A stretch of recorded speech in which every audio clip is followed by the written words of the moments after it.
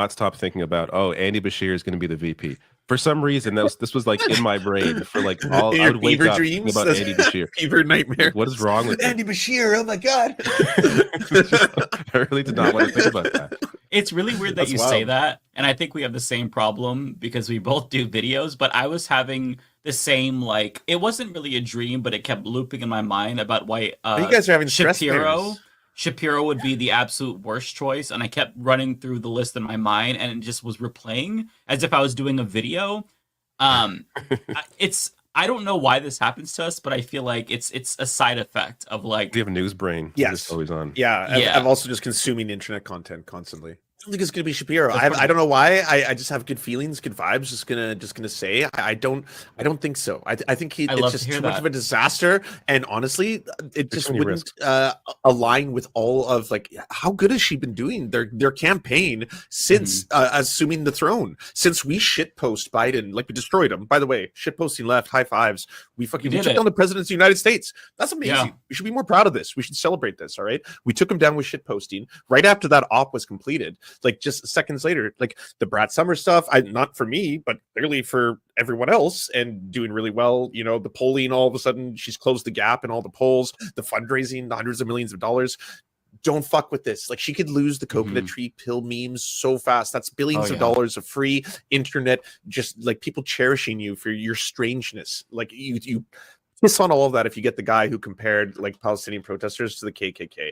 Like, honestly, that's racist as fuck. That's downplaying the horrors and severity of the KKK. He's not fit to be unserved as the vice president of the United States. There's also like I didn't read too much into this, but there's like a sexual assault case in his office as well. That's the big one. There's just all these things. Yeah, that's the big one. Deal. Yeah, that's the big one. Like that should cause people. Like, how do you have a guy who does that on your ticket? If you're facing Donald Trump, any attack you do on Donald Trump in terms of his own history with that doesn't mean as much. And I think it comes off. You can't call him a pedophile rapist to his face, which you can do now. You have the power to do that. She's like Kamala Harris is not in the Epstein files, not once. She does not appear once in the Epstein files. Can't say that about Donald Trump. He's all over them. Yeah. You know? I mean, to be clear, I like presidential candidates who were in the Epstein files. Yeah. Right? Should we bring in our guest? Yeah, I was gonna say before we get too much into this conversation, let's introduce the great Zaid Tabani, everybody. How you doing?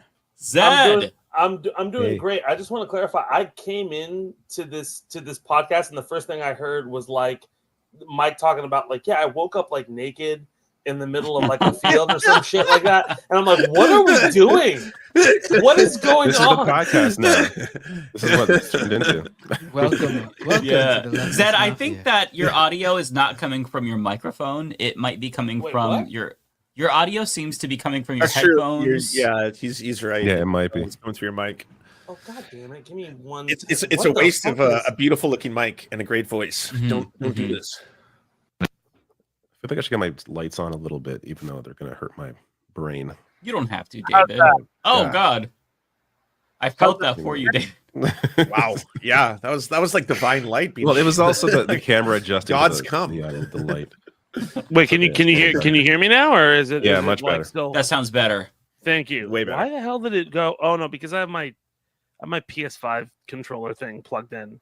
Was it going through that? Okay. That's I'm not a gamer, bad guys. Microphone. Yeah. I mean, it's not horrible, but it's definitely not like I don't want to be like on podcasts, just like hey, what's up, guys? Welcome to. Michael Jackson did not record Thriller on the PS5 microphone. Right. That is like, now I kind of want to record a song on the PS5 microphone just to say I did it. Yeah, True gamer moment. Yeah, get some of that Sony branding, and then they could not promote it like other things, so it'll be good. Yeah, Zaid, I've got to pick your brain. It's been a while since we've talked. It's a different world now. So, what do you think about the state of the election? Are you coconut pilled? Are you still doom? What's your read on things? Pilled. Coconut tree pilled. I'm much. Well, I mean, first off, like it's in. Well, I think the state of the election is interesting because it's like so. Okay, so number one, like way better situation than we were in like 4 or 5 weeks ago, right? Like to be honest, like after the debate, like when you saw the debate, like right after the debate, I did not expect like coming off of the debate for there to be an immediate everybody going like, hey, we need to drop this motherfucker. Because I thought it would just basically be paper not the over Pod it. Say Bros. The no, Pod Say Bros. Not even that, just CNN saying that. Like just CNN saying that they were getting that's like that's like because I a big thing I see is like whenever you see decorum kind of like drop for a second, you're like, okay, something's going on. So that was definitely like, okay, something's up. Also, so if you know, I had Evo like 2 weeks ago where I was doing the whole soundtrack and everything. And so finals day, we're just like, man, this is kind of crazy what's going on. And I had met somebody, one of the video team guys at Evo, like his childhood friend works for the DNC or something, and they were visiting just to kind of see the convention and shit like that. And I was talking to him like, dude, like I feel like this guy's gonna drop out. He's like, yeah, we'll see. And then on Sunday morning, during like when one of the song things we had were playing, I just see on Twitter he dropped, and I'm like, oh, we got to deal with this now for the rest of the weekend. It was a breakup like tweet. You know. I mean, my first thought was dead. I think I'm sick. It almost Sick seems and more tired. likely than him dropping out of the race. Actually, in my ADHD. Well, the other thing is also like, I think we all make videos. The last like 5 or 6 weeks, the most interesting thing I've like, because I've tried to just see like, okay, well, this is the political calculus. This is what is most likely to happen. What's least likely to happen. And I've never had in my life Biden stands, third party stands, and Trump stands all angry at me because they think I'm not like it's the most crazy. So I think like in terms of like election fervor and people trying to like throw information and bias and everything like that, I think it's pretty high. But I think in general with the state of the election overall, way better than it was like 6 or 7. Like even the energy of everybody on this podcast is less like I'm gonna cut myself right after we fucking close. Less morose. Yeah, was that obvious? Bro, boy, it was so obvious. It was so obvious. Like every time I saw Mike, he was just like on every one of his videos. I'm not gonna lie. I took and relished and took so much pleasure in the fact that we shit posted that old genocidal freak off the highest office. All right, I'm very proud of us. That was our doing. We accomplished it. The mission accomplished. I mean, we're taking a little bit too much credit. It's a little too much. No, I want all the credit. All of it. Literally, all of it. I don't think the White House press the shit posting left changed the world. Okay. You're welcome. I don't seem like the biggest thing was apparently Nancy Pelosi pulling Biden into a side room and said, "Listen." Well, but she watches Leftist Mafia.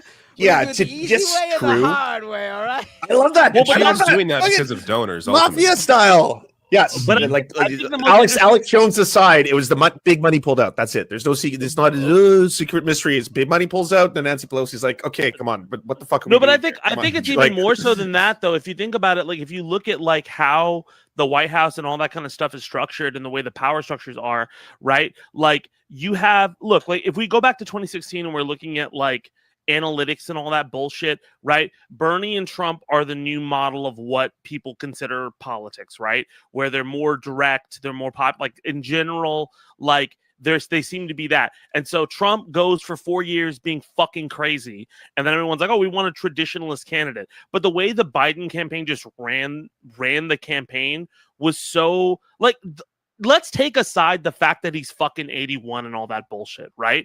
Like the way they ran the campaign was just objectively really bad. Like, why are you starting a TikTok account like 2 weeks after you propose a ban?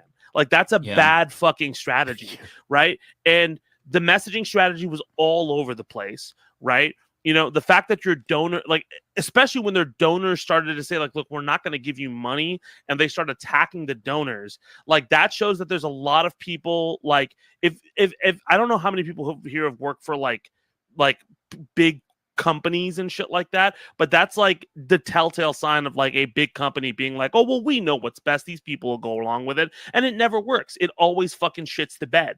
And they shit the bed. Like you saw, first off, Pelosi coming out.